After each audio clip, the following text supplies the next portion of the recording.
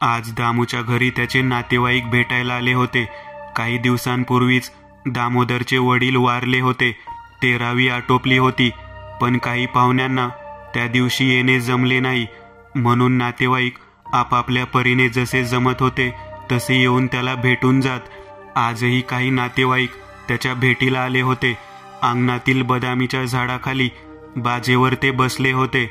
सावळ्या वर्णाचा पण अंगाने दणकट आणि शेतातील कामाने अंग कचलेला, अंगात पांढरा मळकट सदरा आणि धोतर घातलेला दामू त्यांच्या शेजारीच बसला होता. चेहऱ्यावर वडील जाण्याचे दुःख साफ जाणवत होते. दामू, जे झालं ते वाईटच झालं बघ, पण तात्याचे अचानक जाणे काळजाला धक्का लावून गेलं. ना कसली बिमारी ना कसला त्रास, समद ठीक होतं आणि अचानक ही बातमी भेटली. लय प्रयास केला यायचा, पण नाही जमलं गड्या त्या दिवशी. जसा टाइम भेटला तसा आलो. बाजेवर बसलेला वृद्ध व्यक्ती बोलत होता. तुम्ही आलात, लय बरं वाटलं काका. बाबाचं असं अचानक जाणं मला बी नाही पटलं. डॉक्टर काय म्हणालात दामू? बाजेवरच बसलेला एक तरुण व्यक्ती म्हणाला. तसा दामू त्याच्याकडे बघत म्हणाला, डॉक्टर सांगित होते की हृदयविकाराचा झटका आला होता म्हणून. असं होय, वाईटच झालं. अशा तगड्या माणसाला बी हा रोग सोडत नाही, म्हणजे कमालच बुवा. ते बी इथंच ह्या बदामीच्या झाडाखाली. थोडंसं गहीवरून दामू बोलला. अरे पांडुरंगा, इतका चांगला माणूस असा नव्हता जायला पाहिजे. काका म्हणाले. आता सगळे शांत झाले होते. कोणीच काही बोलत नव्हते. अंगणात बसलेल्या लोकांना घरातूनच त्या लाकडी दरवाजा मागून एक लहान बारीकसा मुलगा त्या सगळ्यांना बघत होता आणि त्यांच्या गोष्टी ऐकत होता. घरातून डोक्यावर पदर घेत एक बाई हातात असलेल्या पितळेच्या ताटात चिनी मातीच्या कपात गरम वाफाळता काळा चहा घेऊन ती येत होती. समोर तो मुलगा दिसताच ती बाई म्हणाली, काय रे गणू, इथून काय बघतोस? जा की बाबाकडे बैस. असं संध्याकाळच्या पायरी दरवाजात उभं राहू नये. दिवे लावायची वेळ झालीये. लक्ष्मी येते घरात. तोच गणू आपल्या हातातील धातूचे कडे ढोपरापर्यंत सरकवीत हळूच त्या बाईचा पदर पकडीत तिच्या सोबत बाहेर आला. त्या बाईने आधी सर्वांना चहा दिला आणि नंतर ती दामूला चहा देऊ लागली. काय ग पुष्पे, इतका वेळ असत्यात होय चहा बनवायला? चहाचा कप हातात घेत दामू म्हणाला. असू दे दामू, आता काय खेड्यात गॅस बीस असते होय शहरावानी झटपट करायला? ते काका म्हणाले. पुष्पा आपला पदर सांभाळीत तेथेच बाजूला चहा घेत बसली. गणूही त्या सगळ्यांकडे पाहत बसला. पुष्पाने एका बशीत चहा देत गणूला दिला. तो सगळ्यांकडे बघत बशीतील चहा पित होता. बाजेवरील त्या म्हाताऱ्याने चहाचा एक घोट घेतला आणि गणूकडे बघत म्हणाला, कसं काय गणूबा, सर्व ठीक आहे ना? ते काका म्हणाले. जरा लाजराच आहे तो मामाजी. पुष्पा म्हणाली, काय साळेमंदी जातो बितो की नाही? गणू, तो बाजेवरील तरुण व्यक्ती म्हणाला. आता गणू कासावीस होऊन पुष्पाच्या म्हणजेच त्याच्या आईच्या मागे जाऊन बसला. तोच तो तरुण हसला. जातो, चौथीला आहे यावरीस, पुष्पा म्हणाली. काही गोष्टी करतच चहा संपला. बरं गणू, जा लवकर, पानपुडा घेऊन ये, दामू म्हणाला. गणू उठला आणि धावतच घरात गेला. घरात अजूनही चूल जळत होती. त्याच्यावर ठेवलेले चहाचे भांडे आणि चुलीतला विस्तव अजूनही तसाच होता. त्याच्या थोड्या बाजूलाच लाकडी पाटल्यावर काही भांडी ठेवली होती.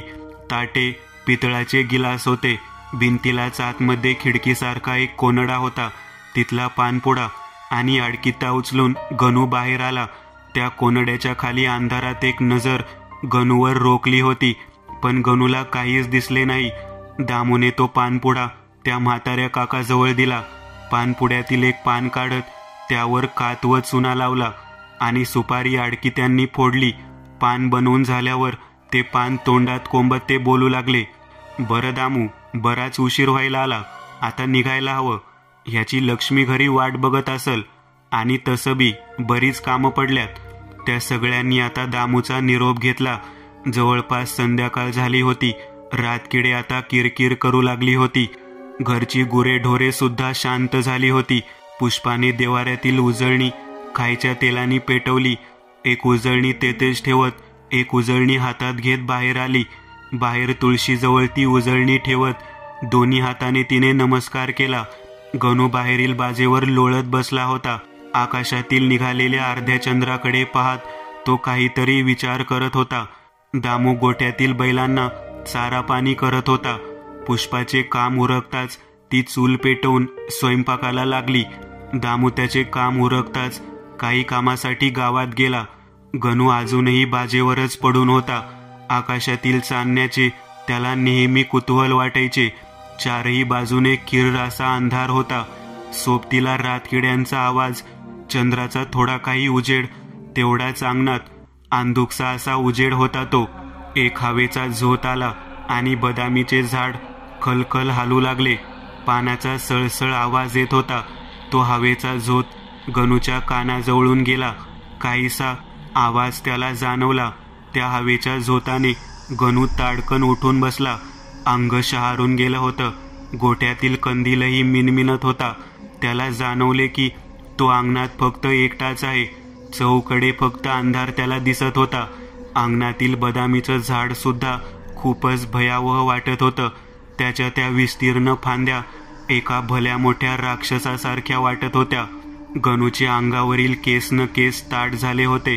तुळशीजवळील दिवा त्या हवेने झटकन विझला. थोडाफार असलेला उजेडही आता अंगणातून नाहीसा झाला होता. त्याला आठवले की त्याच्या आजोबाला इथेच तिरडीवर ठेवण्यात आले होते.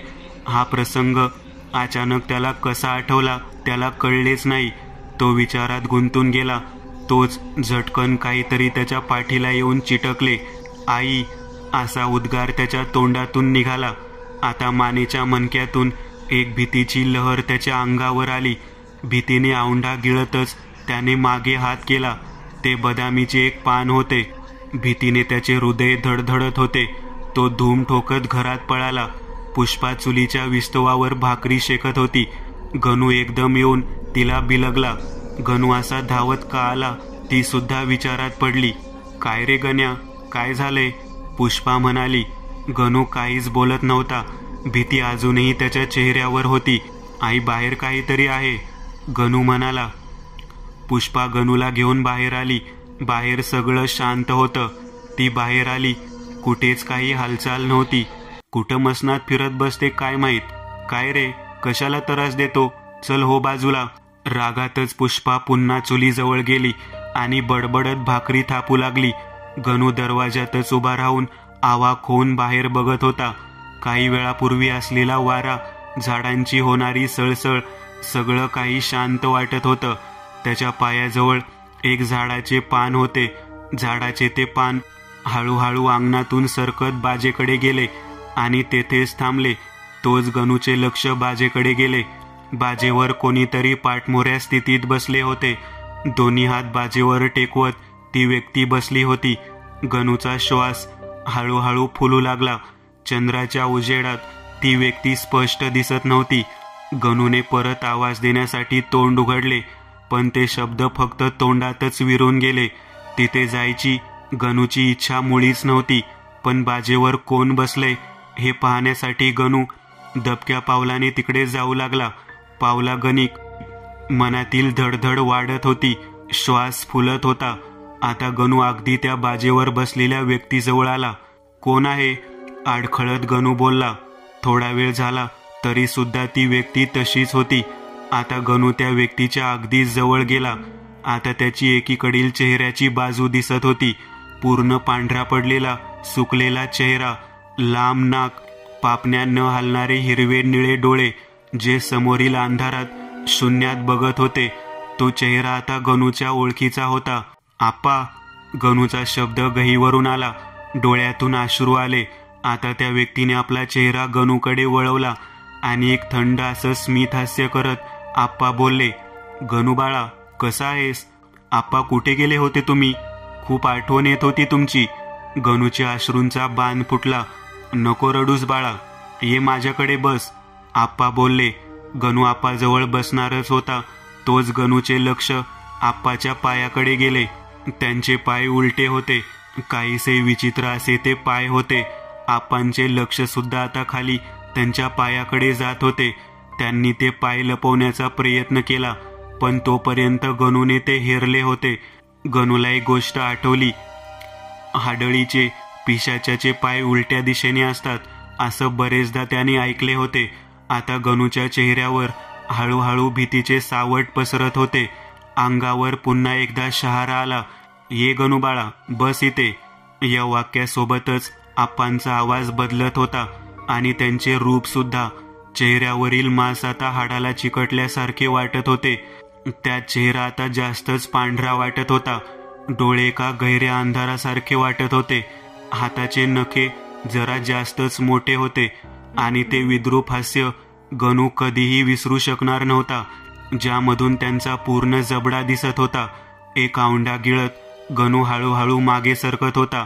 आप्पा अजूनही बाजेवरच बसून त्याच्याकडे पाहत होते. काही क्षणासाठी गणूच्या पापण्या लवल्या, पण उघडताच आप्पा त्याच्या तंतोतंत समोर होते. काही बोटांचेच अंतर होते. त्याचे कान सुन्न पडले होते. फक्त आप्पांचे हसणे तेवढेच त्याला ऐकू येत होते. जणू अंगातील अवसानच आता गळून पडेल असे त्याला वाटत होते. हातापायात जीव नसल्यासारखे त्याला वाटू लागले. गणू किंकाळी फोडणारच तोच आप्पांनी त्याचा हात धरला. बर्फासारखा तो थंड हात पडल्यावर गणूची किंकाळी घशातच अडकली. त्याच्या डोळ्यासमोर फक्त अंधारी येत होती आणि समोर आप्पाचा तो विद्रूप चेहरा दिसत होता. गणू, अरे ये गणू, चल ये, खाऊन घे. गणूची आई पुष्पा त्याला घरातूनच हाक मारत होती. तिचा स्वयंपाक जवळजवळ झाला होता. जळणाऱ्या चुलीचे विस्तव आत ढकलत ती उठली. माथ्यावर आलेला घाम पदराने तिने पुसला आणि बाहेर आली. बाहेरची थोडी थंड हवा लागताच तिला बरे वाटले. अरे गण्या, कुठे आहेस? येतोस की मी येऊ? पुष्पा जरा रागातच बोलत होती, पण तरीही तिला गणू कुठेही दिसत नव्हता. घरातील कंदील घेऊन ती बाहेर आली. अंगणातील बाज तशीच पडून होती. गायवाड्यात असेल म्हणून तिथेही पुष्पा गेली, पण गणू दिसत नव्हता. कुठं गेलं म्हणावे कार्ट आता? ती परत घराकडे वळली. अंधार जरा जास्तच होता. कंदिलाचा उजेड थोडाच काही समोर पडत होता. बाकी चोहोबाजूंनी घट्ट असा काळोख. ती त्या झाडाजवळ आली. अंधारात तिच्या पायाला काहीतरी लागले. काय आहे बघण्याकरिता पुष्पाने तो कंदील खाली वळवला. तोच गणू तिला खाली पडलेला दिसला. गण्या, ए बाळा, काय झालं? उठ, काळजीयुक्त स्वरात पुष्पा म्हणाली. गणूला असं बघून ती रडावयास आली होती. तिने बराच प्रयत्न केला. गणू काही उठत नव्हता. तोच पुष्पाने आरोळी ठोकली. गणू क्षणभरही हालत नव्हता. पूर्ण अंग थंड पडले होते. ओठ सुद्धा पांढुरके झाले होते. आता पुष्पाचे रडणे वाढले होते.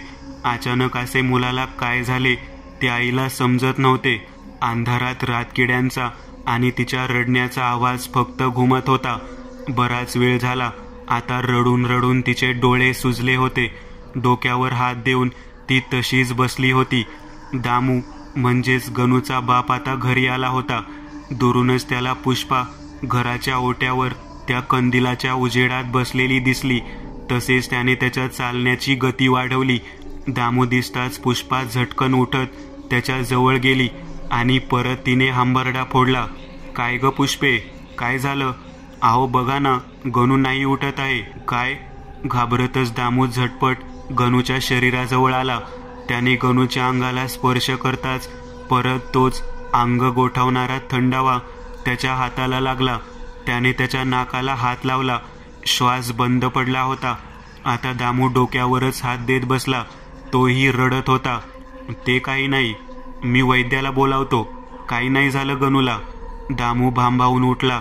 काहीसा बरळत तो घराच्या बाहेर निघणारच होता. तोच एका झटक्यात कंदील विझला. रडणारी पुष्पाही थोडी घाबरली. त्या घट्ट काळोखातून आवाज आला, मला खायला हवंय. एक घोगरा घाबरट तो पुरुषी आवाज होता. पुष्पाच्या अंगावर सरसरून काटा आला आणि दामू सुद्धा दचकला. त्या अंधारात जे काही होते ते आता उठले होते. त्याच्या चालण्याचा आवाज येत होता. आता तो आवाज दूर गेल्यासारखा वाटला. घरातील चालू असणाऱ्या कंदिलाच्या प्रकाशात ती आकृती घरात गेली. तोच पुष्पाच्या चेहऱ्यावर एक चमक आली. गणू! पुष्पा आणि दामू झटकन घरात आले. सगळीकडे पिवळसर असा अंधुकसा प्रकाश दिसत होता. गणू मात्र दिसत नव्हता. गणू बाळा, कुठे आहेस? त्याच्या आईने त्याला आवाज दिला, सुनबाई, अगं सासऱ्याला खायला वाढ. एक घोगरा आवाज घराच्या कोपऱ्यातून आला, जिथे फक्त काळा कुट्टा असा अंधार होता. आता त्या दोघांच्याही अंगाला कंप सुटला. अनपेक्षित असा आवाज त्यांच्या कानी पडला, बाळा गणू, अरे काय झालंय तुला? असं काय भलतंच बरळतोय? थोडा वेळ सगळं शांत होतं. तोच अंधारातून चेहरा बाहेर काढत गणू रागाने जोरात ओरडला, मला खायला वाढ. आणि परत त्याचा चेहरा अंधारात गेला. तो चेहरा त्या दोघांच्याही मनात रुतला. पांढरा फटक सुकलेला चेहरा आणि निळे डोळे. काय करावे काहीच समजेना. बरं बरं देतो, पण बाहेर तरी ये गणू. दामू म्हणाला, गणू, अरे पोर बापाला विसरलं की काय दाम्या? एक पल्ला देत परत गणू हसला आणि म्हणाला, इथंच दे आणून. आहो, हा असा काय वेड्यासारखा बरळतोय? पुष्पा परत हुंदका देत रडू लागली. दामू पुष्पाला सावरत नेत बोलला, शांत हो पुष्पे, काही नाही झालं, तू वाढ त्याला जेवायला. पण दामूला हा प्रकार काही वेगळाच वाटत होता. पुष्पाने ताटात भाकर आणि ठेचा ठेवून घाबरतच त्या अंधाराकडे ते ताट ठेवले. काही क्षणातच एक पांढरा हात पुढे आला आणि ते ताट उचलले. पण अंधारात आता घोगरा आवाज वाढत होता. जणू गणू खूपच रागात असावा. पुष्पा आणि दामू आता आतून घाबरले. क्षणाला तो आवाज वाढत होता. अंधारात काही हालचाल झाली आणि तोच अंधारातून ते जेवणाचे ताट दामूकडे गणूने फेकून मारले. दामूला सावरायला वेळ मिळाला नाही आणि ते ताट दामूच्या ढोपराला लागून बाजूला असलेल्या भाजीपाल्याच्या टोपल्यात पडले. त्यातील सर्व कांदे आणि लसूण खाली पडून विखुरल्या गेले. तो वार एवढ्या जोराचा होता की दामूचे ढोपर पांढरे हाड दिसेपर्यंत चिरले होते. रक्ताची धार लागली होती. पुष्पाने किंकाळी फोडली. दामूचे अंग वेदनेने फणफणत होते. मांस हवंय कच्चं, नाहीतर दोघांना फाडून खाणार. अंधारातून आगोकत एक धमकी आली, अरे चांडाळा, काय केले आम्ही तुझे? काय बिघडवलंय? राक्षसा, सोड माझ्या लेकराला. दामू समजून गेला की गणू झपाटला गेलाय. गणू त्या अंधारातून बाहेर येत होता. त्याने त्या दोघांनाही बघितले आणि विद्रूपसा हसत आपल्याच हाताची बोटे त्याने तोंडात टाकली. काही क्षण तसाच बघत त्याने त्या बोटाचा चावा घेतला. बोटाची हाड मोडण्याचा कडकन आवाज झाला. गणूचा हात रक्तबंबाळ झाला. रक्ताचे थेंब आता खाली पडून सारवलेल्या मातीत मुरत होते.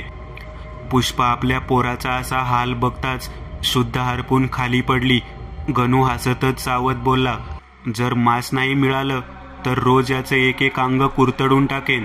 त्याचा तो पांढरा चेहरा आणि तोंडाला लागलेलं रक्त बघून दामू भीतीने थरथरत होता. गणू आता दामूकडे येण्यासाठी वळला. तोच त्याच्या चेहऱ्यावर भीती दिसली. समोर पडलेल्या लसणाच्या पाकळ्या आणि त्याचा वास येताच गणू झटकन मागे वळत अंधारात बसला. मरणार, समदे मरणार. अंधारातून परत रागीट आवाज आला. लसण आणि त्याचा वास पिशाच्यासाठी बाधित आहे इतपत जाणकार दामू होताच. पुष्पाला उठवावे व बाहेर जावे इतपत सुद्धा त्याच्या अंगात ताकद उरली नव्हती. त्याने पुष्पाला सावरत खाली एक वाकळ टाकली आणि पुष्पाला त्यावर झोपवले. ढोपर आता ठणकत होते. इतक्या रात्री वैद्य मिळणं कठीण म्हणून दामूने त्यावर हळद भरली. हळद टाकताच त्याची वेदना आणखीनच तीव्र झाली, पण नंतर हळूहळू ती कमी होत गेली. रक्त आता थांबले होते. टोपल्यातील काही लसणाच्या पाकळ्या त्यांनी आजूबाजूला टाकल्या आणि भिंतीला डोके टेकवत पुष्पाच्याच बाजूला अंग टाकले.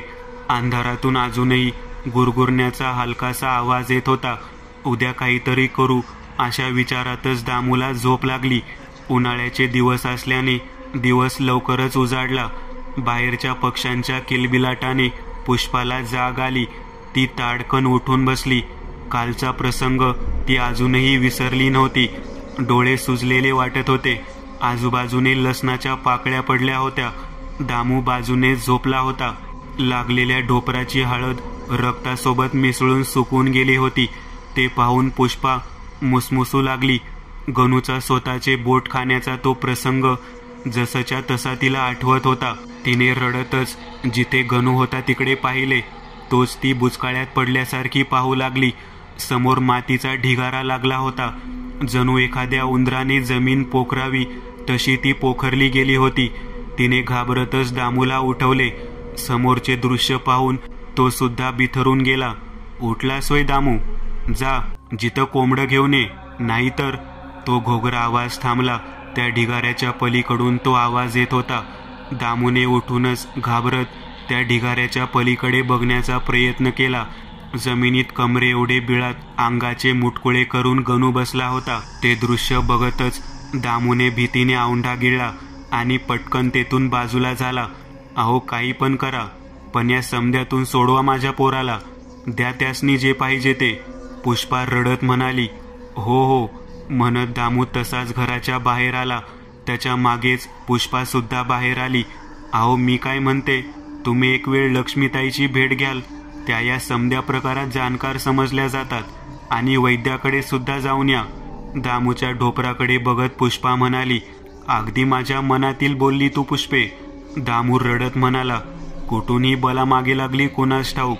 दामूचे असे हाल पाहून पुष्पा सुद्धा रडू लागली. बाबाच्या भूताने झपाटले हो माझ्या मुलाला. पुष्पा म्हणाली. होईल, आहे देव आपल्या सोबत, हेही संकट निस्तारेल. तू आता जाऊ नकोस मी येईपर्यंत तरी, आणि चुकूनही त्या लसणाच्या पाकळ्या तेथून हलवू नकोस. दामू म्हणाला. फक्त दुःख आणि रडण्याचा तो उदास भकास असा प्रसंग होता. पण नियतीच्या पुढे कोणाची चालत नाही.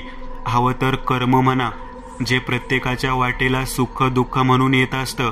हा दुःखाचा डोंगर लवकर सरेल या आशेने दामू घराच्या बाहेर पडला.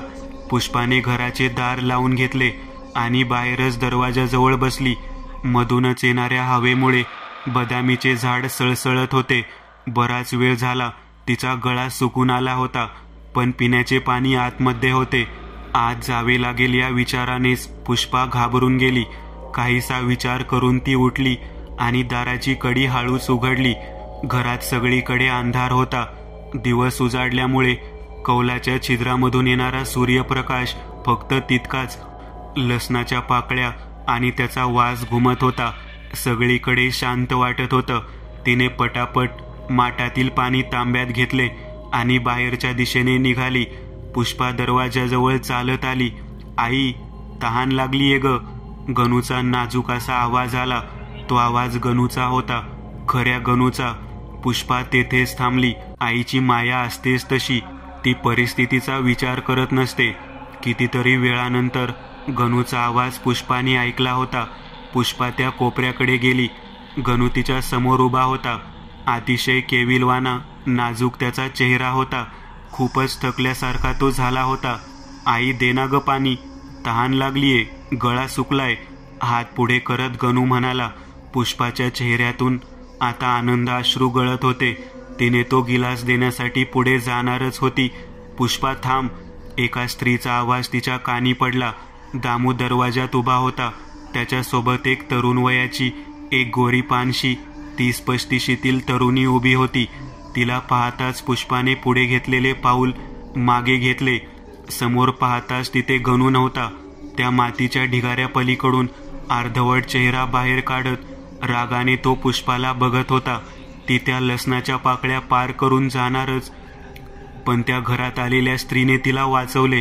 डोक्यावर लाल टिकली, अंगात नेसलेली साडी, चेहऱ्यावर एक तेजस्वी तेज घेऊन दारात लक्ष्मीताई उभी होती. जे दिसत आहे ते समदे भास आहे. दैव बलवत्तर म्हणून आम्ही लवकर आलो, लक्ष्मी म्हणाली. दरवाजा बंद करून ते सर्वजण बाहेर आले. झाडाची सावली दुपार झाल्यामुळे अंगणात आली होती. दामूने काल जे झाले ते सर्व जसेच्या तसे लक्ष्मीला सांगितले.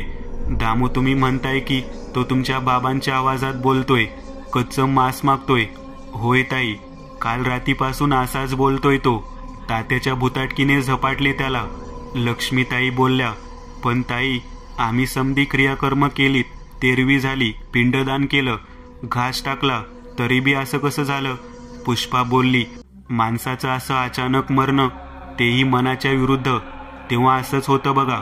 तात्यांची जगण्याची इच्छा होती, पण त्यांच्या अकाली मरणाने ही इच्छा अधुरीच राहिली. समदे क्रियाकर्म केल्यावरही ती अतृप्त आत्मा शांत नाही झाली. म्हणूनच पिशाच्या रूपात ती अजूनही येथेच आहे, आपल्या राहिलेल्या इच्छा पूर्ण करण्यासाठी. लहान मुले, नाजूक मनाची फुले ही अशा पिशाच्यांची आवडती सावज. गणूही त्यातलाच. मी हात जोडते ताई, काही पण करा, माझं मूल फक्त परत द्या मला. पुष्पा हात जोडत बोलली. पुष्पा, माझ्याकडून जे बी होईल ते मी करते. देवासनी प्रार्थना करा, तो आहे आपल्या पाठी. सध्या तो जे म्हणतोय ते करूया, म्हणजे आपल्याला थोडा वेळ मिळेल आणि नंतर जिथे तात्यांचं मरण झालंय ती जागा पवित्र करू. तो जमीन खोदतोय कारण पिशाच्याला थंड जागा आवडते. आतापर्यंत त्या लसणानी आणि त्याच्या येणाऱ्या वासांनी तो तिथे बांधला आहे आणि यापुढेही तेच आपल्याला मदत करेन. म्हणत लक्ष्मीताई उठली. दामू, तुम्ही तो जे म्हणतोय ते आणलंय. मान होकारार्थी हलवून दामूने आणलेला कोंबडा जो पाय बांधून ठेवला तो बाहेर काढला. आता तिघेही आत आले. माती उकरण्याचा आवाज येत होता. आता मातीचा ढीग जरा जास्तच वाढला होता. कोंबड्याचा आवाज ऐकताच माती उकरण्याचा आवाज आता थांबला. हळूहळू त्या ढिगाऱ्यातून गणूचा चेहरा बाहेर येत होता. पूर्ण मातीने माखलेला तो चेहरा होता. पांढरे डोळे आणि त्यात निळ्या रंगाचे बुबुळ त्या दुपारच्या अंधारातही अंगावर काटा आणत होते. एक लालसी हास्य त्याच्या चेहऱ्यावर होते. दामूने तो कोंबडा तेथूनच त्याच्या समोर फेकला. एका झापीत तो कोंबडा गणूने हातात घेतला. पूर्ण घरात त्याचा आवाज घुमत होता. तोच गणूने एका झटक्यात त्याची मान दातात पकडली. आता त्या कोंबड्याचा आवाज हळूहळू कमी झाला आणि त्याने मान टाकली. गणूच्या पूर्ण तोंडाला रक्त लागले होते आणि तो कचाकच लचके तोडत होता. भीतीने तिघांचीही भांबेरी उडाली होती. दामूला लक्ष्मीने नजरेनेच काही खून केली. त्याने घरात असलेले लसणाचे टोपले उचलले आणि बाहेर घेऊन आला. गणूची नजर मात्र अजूनही त्याच्यावर पडली नाही. तो ते कच्चे मांस खाण्यात गुंग होता. ते तिघेही बाहेर येताच परत दरवाजा लावून ते अंगणात बसले. दामू, काही सामग्री लागेल, प्रकरण जरा गंभीर दिसतंय. काळजीत लक्ष्मीताई म्हणाली. मला विधी करण्यासाठी एक लाल मंद्र्याचा कापड, कापूर, रास आणि एक लाल करदोळा लागेल. मी आणतो ताई, म्हणत फटाफट पावले टाकीत दामू निघाला. लक्ष्मीताईने ज्या जागी तात्यांचा मृत्यू झाला होता तिथे त्या बदामीच्या झाडाखाली पुष्पाला सडा टाकायला लावला. म्हणता म्हणता सूर्य मावळतीला गेला. संध्याकाळ झाली म्हणून आजूबाजूचे किरकिर करणारे रातकिडे सांगत होते. दामूची वाट पाहत त्या दोघीही तिथेच बसल्या होत्या. हातात एक पिशवी घेत दामू आला. रात्रही झाली होती. गोठ्यातील कंदील पेटवून दामूने त्या बदामीच्या झाडाखाली ठेवला. आधी लक्ष्मीने त्या करदोळ्यात लसणाच्या पाकळ्याहून एक माळ बनवली आणि नंतर शेणाने सारवलेल्या जागी तो मंदारचा लाल कापड पसरवला. रास पसरवून बोटाने त्यात ओम काढू लागली. तसे होत असतानाच घरातून एक जोरदार किंकाळी ऐकू आली. गणूची. त्या किंकाळीने ते पुष्पाचे हृदय धडधडत होते. अंधारात तो आवाज जीवघेणा वाटत होता. ओम काढून पूर्ण झाला. तिथे कापूर लावून लक्ष्मीने ती माळ देवाचा नामजप करून त्यावर ओवाळली. आता ती किंकाळी थांबली. तोच सर्वांचे हृदय आता आणखीनच धडधडत होते. काम कठीण आहे पण करावेच लागेल. ही जागा आता पवित्र आहे. देव आपल्या सोबत आहे. आई जगदंबेचं नाव घेऊन लक्ष्मीने ती माळ दामूच्या हातात दिली आणि म्हणाली, गणूच्या शरीरात असलेले ते पिशाचे रूपी तात्या अजूनही इथून गेले नाहीत. ही पवित्र लसणाची माळ त्या पिशाच्याला बाधित आहे. ही माळ फक्त गणूच्या गळ्यात टाकायची आहे. पण जितकं सोपं हे दिसतंय तितकं सोपं नाही. चूक झाली तर गणूचा जीवही जाऊ शकतो. हातात कंदील घेत एक मोठा श्वास घेत दामू घराच्या दिशेने निघाला. दाराची कडी उघडली. संपूर्ण घरात किर्र अंधार होता. कंदीलचा प्रकाश टाकत दामू घरात शिरला. घरात सुई पडल्यावर सुद्धा आवाज येईल इतकी शांतता होती. मातीचा ढीग दिसत होता. खाली पडलेल्या लसणाच्या पाकळ्या पिवळ्या प्रकाशात दिसत होत्या. पावलागणी कोणीतरी नजर ठेवून आहे अशी भावना दामूच्या मनात येत होती. दामू कंदील डोळ्यासमोर धरून होता. तोच दरवाजा धाडकन बंद झाला. बाहेरील त्या पूजेसमोर बसलेली पुष्पा आणि लक्ष्मी सुद्धा ते पाहत होती. पुष्पाचे तर भीतीने गाळणच उडाली होती. आपोआपच दामूच्या मानेवरील केस ताठ होत होते. 6व्या ज्ञानेंद्रियाने काहीतरी मागून येत आहे याचे संकेत दिले होते. अंधारातून दामूच्या मानेपाशी कोणीतरी आले. एक हलकासा घोगरा आवाज येत होता. मागे पाहण्याची हिम्मत दामूची होत नव्हती. हातपाय थरथरत होते. अंधाराच्या कचाट्यातून कोणीतरी रागानेच दामूकडे बघत होते. बहुधा पिशाच्याच्या कचाट्यात सापडलेला गणू होता तो. घोगरा आवाज आता क्षणाला वाढत होता. दामू मागे बघणारच. तोच दामूचा पाय पकडून त्याला फरफटत नेत होते. त्या मातीच्या ढिगाऱ्याकडे पण दामूने कंदील आणि त्या माळेवरील पकड घट्ट केली. एका अंधाऱ्या बिळात दामूला गणू फरफटत नेत होता. कसल्या तरी वस्तूला वा तेथील दगडाला दामूचे डोके धाडकन आदळले आणि दामू बेशुद्ध झाला. परत जीवघेणी शांतता घरात पसरली आणि बाहेर त्या दोघींच्या चेहऱ्यावरही काहीच हालचाल होत नव्हती. जणू काही अघटित घडले असावे या विचारानेच पुष्पाला रडू फुटले. ताई, मी आज जाते. काहीतरी विपरीत घडले. रडतच पुष्पा लक्ष्मीला म्हणाली, पुष्पा, भरोसा ठेव. जोपर्यंत दामूच्या हाती ती माळ आहे त्याचा बालबी बाका नाही करू शकत तो पिशाच. आणि ती माळ त्यांच्या हातात नसली तर? पुष्पाच्या या प्रश्नाचे उत्तर मात्र तिच्या जवळ नव्हते. ती काहीच बोलली नाही. दामूला जाग येत होता. थोडा वेळ त्याला सगळं अंधुकसं दिसत होतं. नंतर सगळं स्पष्ट दिसायला लागलं. डोळ्यासमोर माती दिसत होती. अंग कुठल्या तरी गोलबिळात फसल्यासारखे वाटत होते. सगळीकडे माती आणि थंडावा त्याच्या अंगाला जाणवत होता. डोकं फुटल्यामुळे ठणठण करत होतं. बाजूलाच कंदील आडवा झाला होता, पण सुदैवाने तो अजूनही चालत होता. त्याची ज्योत मिनमिनत होती. एका हातात असलेली लसणाची माळ होती. त्याने तो कंदील सरळ करीत त्याची वात वाढवली. थोडा प्रकाश झाला. उठलास दाम्या की बाबा म्हणू? घोगरा हसीत गणू बोलला. त्याच्या पायाकडून तो आवाज येत होता. ती जागा एखाद्या गोल नळीसारखी होती ज्यामध्ये झोपलेल्या स्थितीत दामू होता. तो पूर्ण आकडून गेला होता. आपला चेहरा थोडा वर करत दामूने तो कंदील त्याच्या पायाकडे वळवला. अंगाचे मुटकुळे करून गणू अंधारात बसला होता. त्याने चेहरा वर करत त्याचे ते क्रूर हास्य हसले. ते निळे डोळे कंदिलाच्या पिवळ्या प्रकाशात हिरवे दिसत होते. लई त्रास दिला मॅसनी. इतकं सोपं वाटलं होय? मॅसनी मारणं. एकाएकाचा मुर्दा पाडतो आता. रागात एक एक हात पुढे करत गणू आरामात दामूच्या पायाजवळ आला. रामूचा श्वास आणि धडधड वाढत होती. त्याने आपल्या हातातील माळ त्याला दाखवण्याचा प्रयत्न केला, पण ते त्याला जागेअभावी करता येत नव्हते. तो सरकत सरकत मागे येऊ लागला. तोच त्याच्या पायाला थंड स्पर्श झाला. त्या स्पर्शाने दामूचे पूर्ण अंग गारठून गेले. त्याने कंदिलाच्या प्रकाशात पाहण्याचा प्रयत्न केला. गणूचा तो पिशाच चेहरा त्याला दिसला. गणूने तोंड उघडले आणि कचकन दामूच्या पायाचा अंगठा चावला. एक वेदनादायी किंकाळी दामूने फोडली. बाहेर बसलेल्या पुष्पा आणि लक्ष्मीला सुद्धा तो आवाज आला. पुष्पाचे रडणे आता घोर रडण्यात परावर्तित झाले. दोघींनाही काहीतरी विपरीत घडले याची चाहूल लागली. पुष्पाने दोन्ही हात आपल्या कानावर ठेवले. दामू वेदनेने किंकाळत होता, पण तो हळूहळू मागे सरकत होता. तो घोगरा आवाज क्षणाक्षणाला वाढत दामूचे लचके तोडत होता. दामूचा चेहरा आता बाहेर आला होता. होणारी वेदना सहन करत होता. आता तो कमरे एवढा त्या खोदलेल्या जागेतून बाहेर आला होता. आता गणूने एक झाप त्याच्या मानेवर घेतली. दामूने वेळ न घालवता ती माळ दोन्ही हातात घेतली आणि मानेकडे येणाऱ्या त्या पिशाचे रूपी गणूच्या गळ्यात टाकली. एका झटक्यात गणू मागे त्या अंधाऱ्या जागेत सरकला.